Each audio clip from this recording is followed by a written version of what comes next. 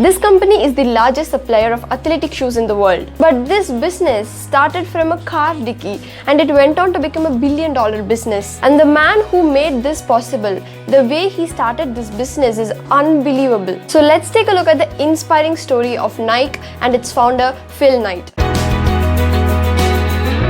So this man Phill Knight told a lot of lies and he cheated people to start his company. So let's see what he did.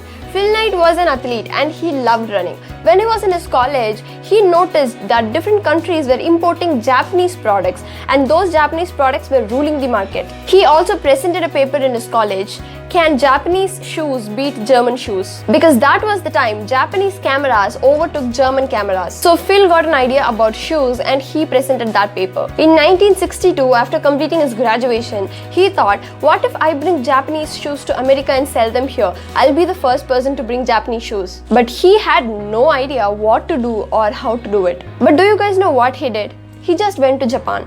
He walked all the streets in search of shoes which is good in quality. And finally, he found a company called Neethika Tiger. They made quality shoes and he liked them a lot. But how can he approach them? How can he get a contract from them? Because he's not a businessman. He doesn't have a company registered or he doesn't have any experience. How can he make that deal? But do you guys know what he did? He just went in and told all the lies that came to his mouth. He just walked right in and told them that he was a shoe distributor from America and he proposed a deal that he wanted to sell their shoes in America. They suddenly asked him, what's your company name? And Phill just randomly told Blue Ribbon Sports. After all these lies, do you know what? He got the deal. Of course, he told a lot of lies, but the confidence he had in that place was remarkable. He did not care about them yelling at him, insulting him or rejecting him. He just went and did it. So they gave him 12 pairs of shoes to sell. He came back to America and he had no idea how to sell them. All the shoes he got were sports shoes and he went stadium after stadium to sell them. He had really hard time selling those 12 pairs of shoes. He did not know what strategy to use. He went to his university coach, Bill Boardman, to sell those shoes.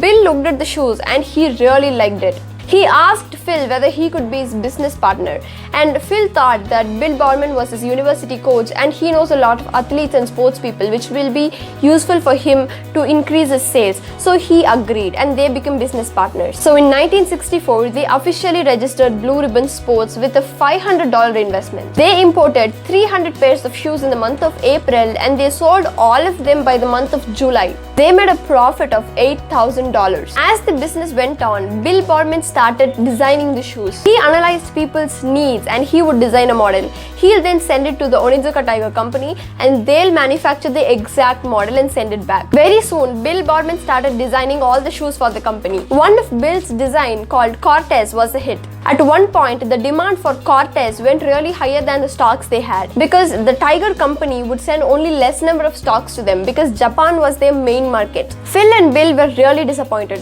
They were designing the shoes for the company, but the company did not prioritize them. So they broke the contract with that company in 1971. They decided to manufacture their own shoes. They renamed the company Nike, which means Greek goddess of victory. They had Bill Boardman for the design, they had money to invest, and then the billion-dollar business came into existence. And now, Nike is the largest supplier of athletic shoes. This great man, Phill Knight, just did it. When he had no idea what to do, he just did what he could. He flew to Japan, he lied, he made up a company and actually ended up starting a real one. Like their slogan says, just do it.